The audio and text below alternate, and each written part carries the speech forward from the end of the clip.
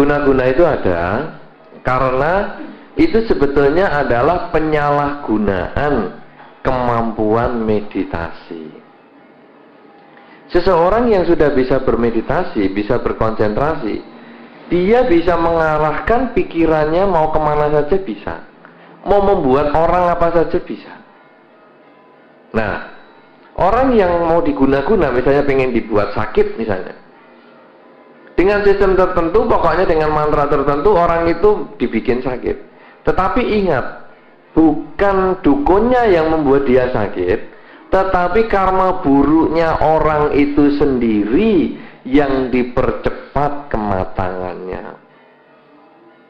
Jadi kalau orang itu tidak punya karma buruk, atau karma buruknya belum waktunya matang, diguna-guna sampai mulutnya didukun berbusa-busa, tidak bisa. Tetapi kalau memang karma buruknya itu sudah mau matang, ya dukun baru bersin aja dia sakit langsung. Itu.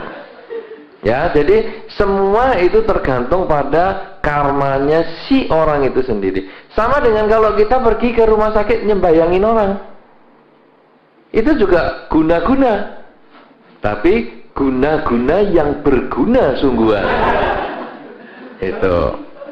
Apa maksudnya? Si sakit, mestinya kan dia sakit ini kan karma buruk berbuah. Tapi kan dia punya timbunan karma baik. Lah kita doain itu supaya karma baiknya itu lebih cepat berbuah. Mestinya sakitnya 1 bulan, kita doain dia dalam 2 minggu sembuh. Itu seperti buah mangga kalau di Indonesia dikarbit, sehingga mestinya seminggu mateng, dikarbit jadi 3 hari mateng. Karma baik orang itu dikarbit dengan doa-doa tertentu, dengan mantra atau parita tertentu, akhirnya orang itu sembuh. Jadi memang ada gunanya, tetapi tergantung karmanya. Kalau doa itu juga menyembuhkan orang sakit, rumah sakit tutup. Nggak ada orang sekolah kedokteran, semua sekolah ahli sembahyang. Tuh, ya. Jadi itu kan tinggal penyalahgunaan aja. Orang yang membuat orang sakit adalah kalau dia kemampuannya digunakan untuk yang salah. Sedangkan untuk kesembuhan adalah kemampuannya digunakan untuk hal yang lebih positif.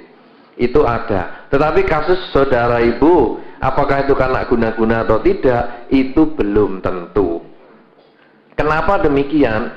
Karena kalau tanya dukun, jawabnya selalu apa saja guna-guna.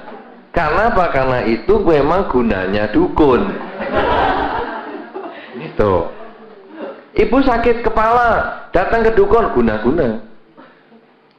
Ibu kehilangan uang, wah kena orang ini diguna-guna. Apa saja guna-guna, memang dia bisanya itu. Nah kalau dokter kan berusaha nyelidiki, tapi kalau nggak bisa-bisa, guna-gunanya dokter lain, ini stres. Nah, itu berarti dokter sudah mentok gitu. Obat ini nggak bisa, obat ini nggak bisa. Oh, ibu ini stres.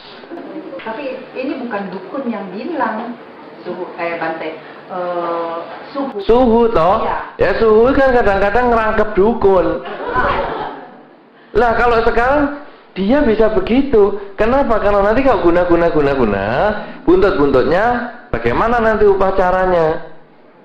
Mau diupacarai bagaimana? Motong kambing, ya. Selamatan pakai kambing. Kambing dipotong aja sudah nggak selamat, maunya untuk menyelamatkan orang, kan aneh tuh. Tapi orang kadang ya percaya juga. Ya, nah jadi itu belum tentu. Saya katakan belum tentu karena saya tidak melihat orangnya yang sesungguhnya. Toh saya bisa katakan belum tentu. Bisa iya, bisa tidak. Karena guna-guna itu memang ada, ya. Tapi tidak semua itu terus guna-guna, itu tidak. Tapi buktinya dokter nggak bisa menemukan penyakitnya, dokternya nggak bisa. Iya. Jadi diagnosnya tuh macam-macam dah. Kurang gula lah, kurang garam lah. Macam-macam. Memang masakan. Ibu lupa, ini cerita orang sakit, Bu. Kurang gula, kurang asem, kurang terasi. Tambah gula, kurang garam katanya, tambah garam. Terus kurang vaksin itu berarti. Nggak tahu, nggak bisa ketahuan apa sakitnya gitu. Tuh yang bingung itu. Kadang-kadang si dokternya sendiri mungkin juga karena peralatannya tidak canggih dan sebagainya, atau juga diketemukan penyakit yang baru. Karena di dunia ini penyakit juga terus berkembang. Ya, kalau ibu dulu berpikir lebih lama, ibu kan bisa mengatakan, dulu zaman kakek nenek saya itu sakit yang paling parah tuh flu. Nggak ada sakit kanker, ginjal, tumor apa, kan ibu selalu bisa berpikir ke sana. Tapi kok sekarang penyakit macam-macam, karena kan pengetahuannya bertambah. Jadi kalau dulu sakit kepala ini, aduh ini pusing-pusing, padahal mungkin dalamnya udah tumor. Cuman kan nggak tahu, orang tahu-tahu loh mati kok gara-gara sakit kepala. Iyalah, ada tumor sebetulnya. Nah sekarang mungkin bisa juga dokter nggak ketemu itu bukan berarti terus guna-guna. Dokter nggak ketemu mungkin pengetahuan hari ini itu belum bisa mengerti penyakitnya dia, atau peralatan di negara itu tidak canggih. Mungkin di tempat lain dokternya akan bisa ketemu. Ya, karena itu kita jangan menyimpulkan guna-guna itu sebagai ending atau akhir ketidaktahuan kita. Karena kita nggak tahu guna-guna. Sama dengan nanti kalau kita nasibnya kok susah gini karma. Nah nanti karma mau tanya siapa? Nggak ada yang tahu. Lah ini kan sama-sama bingung jadinya. Ya, jadi mungkin guna-guna betul, tapi mungkin juga penyakit yang belum diketemukan. Ya kalau boleh saya tambahkan ya keterangan Bante bahwa memang guna-guna itu ada, tapi yang perlu ditekankan bahwa adalah tidak bijaksana atau menimbulkan karma buruk untuk kita menimbulkan orang lain celaka ya Bang. Iya itu betul ya. Jadi kalau sekarang itu bagi si pengguna-guna. Iya. Jadi jangan membuat orang lain celaka. Kan dalam Karania Metasuta kan ada itu. Jangan karena marah dan benci mengharap orang lain celaka. Tapi ini problemnya belum itu. Problemnya ini adalah apakah si sakit kena guna-guna atau tidak? Saya jawabnya belum tentu. Bisa kena, bisa tidak. Bagi Anda yang sudah mampu berkonsentrasi, Anda sebetulnya bisa mengguna-guna. Bikin mimpi orang yang kita cintai, bisa. Wah, termimpi-mimpi 3 hari berturut-turut takut tidur loh dia. Kasih mimpi buruk terus, bisa. Tapi itu karma buruk seperti yang Anda katakan barusan. Karena dengan karma buruk, Anda menanam karma buruk, buahnya akan jatuh pada diri Anda sendiri. Sebaliknya kalau Anda pergi ke rumah sakit, Anda membayangkan mereka yang sakit, itu termasuk karma baik walaupun yang sakit tidak sembuh.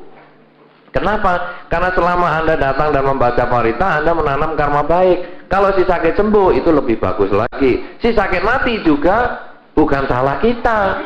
Karena niat kita kan membacain parita untuk baik, bukan untuk mati. Kalau mati ya namanya dia ya sudah jalannya lah, gitu aja. Ya, itu memang karma buruk. Anda yang punya dosen menjengkelkan, mau diguna-guna, bikin tidak tidur 3 hari 3 malam, ngimpi muka Anda yang jelek terus. Itu takut loh dosen tidur akhirnya. Ya sudah diluluskan aja, bisa. Tapi karma buruk tanggung sendiri. Itu resikonya besar soalnya kalau bikin karma buruk itu. Ya. Begitu ya Ibu, jadi belum tentu guna-guna.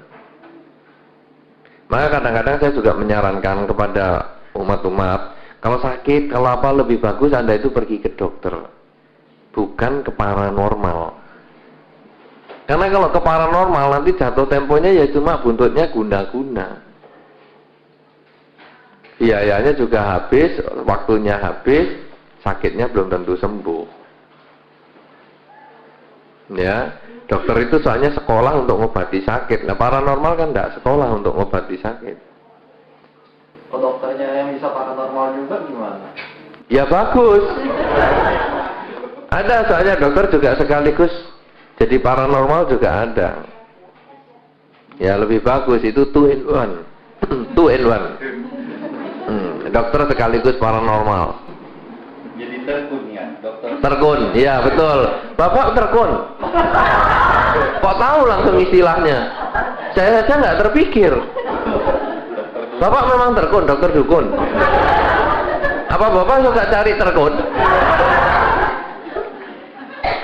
Apa model saya ini kayak dokter? Kelihatannya loh, senyumnya senyum dokter loh. Tapi agak dukun begitu. Ada juga celana medok baju kotor. Oh gitu, iya. Untung tidak itu yang saya maksudkan. Ya, Mungkin saya juga pengen nanya nih.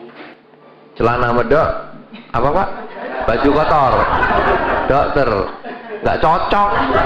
Itu kok jadi tor, wah meleset itu. Halo. Halo juga.